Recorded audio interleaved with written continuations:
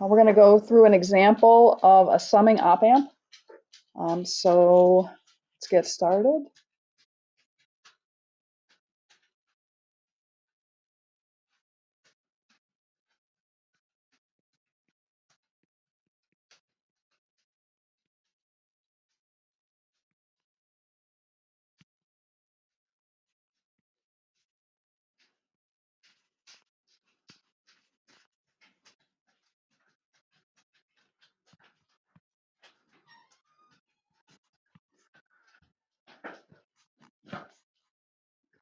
And these are all of my input signals. Each of my resistors in this network is equal to 2K. My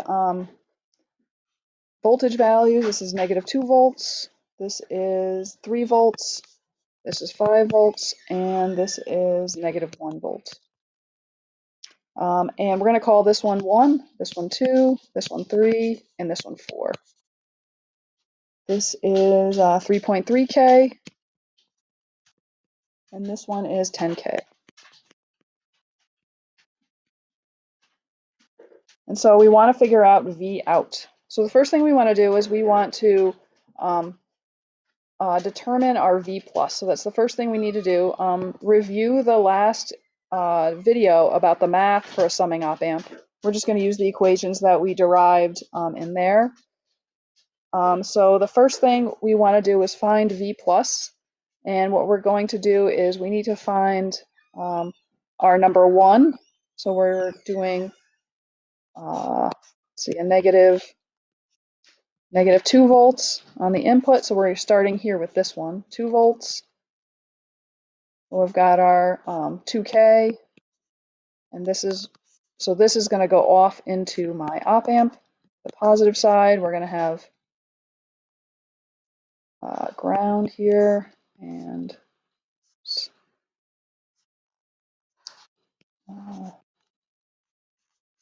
redraw that a bit.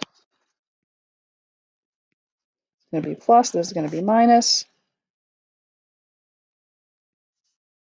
This is my resistive network. And so what I'm trying to find is this V plus. So we're just going to do one example, and then we should, because each of the resistors are the same, 2K, 2K, 2K, 2K, then this is going to apply for each of them. So I'm substituting in grounds for each of those. These are all 2K. Right? And I can now combine these three, and the equivalent resistance, REQ, 1 over REQ is equal to 1 over 2K plus 1 over 2K plus 1 over 2K. And that then is equal to 3 over 2K. So for REQ, then we just flip it as equal to 2K over 3. So when I'm trying to find out my V plus, I have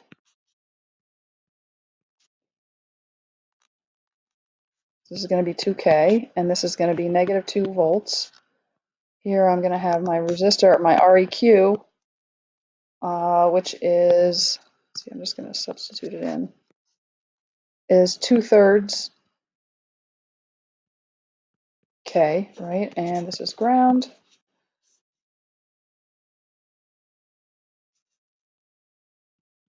And this is 10K, and this is 3.3K. Okay, so I can figure out what my V out then is. So this is my V out. V out is going to equal, so this is my V plus right here. And so again, I have a voltage divider.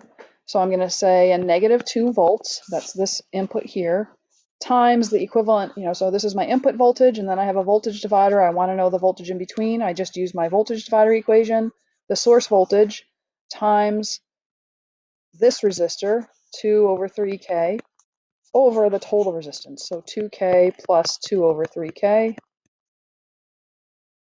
And when I add that up, my V out is equal to, let's see, a -2 over 4. So let's just go back for a second. So we get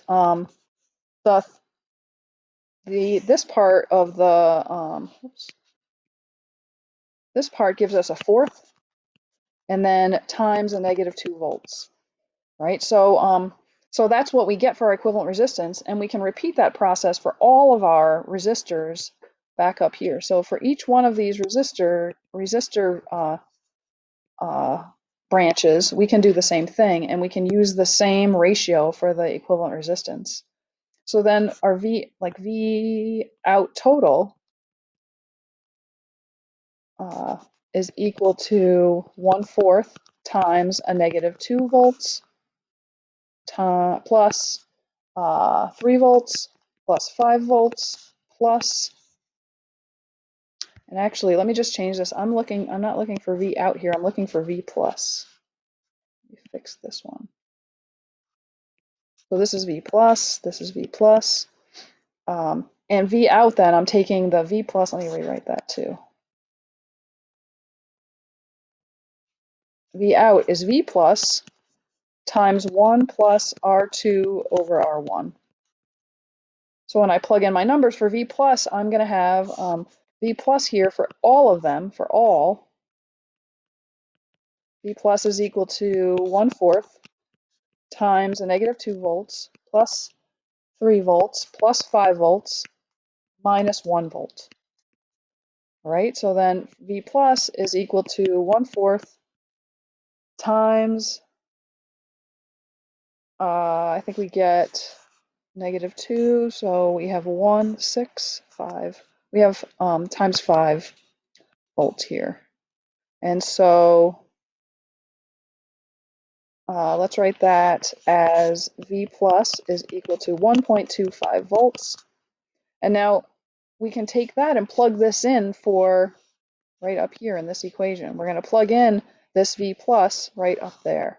So our V out then is equal to 1.25 volts times 1 plus R2 is 10K, and R1 is 3.33K.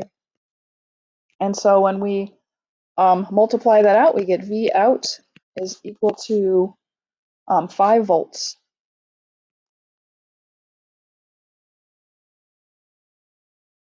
And so that's the answer to our equation right there, or to our problem.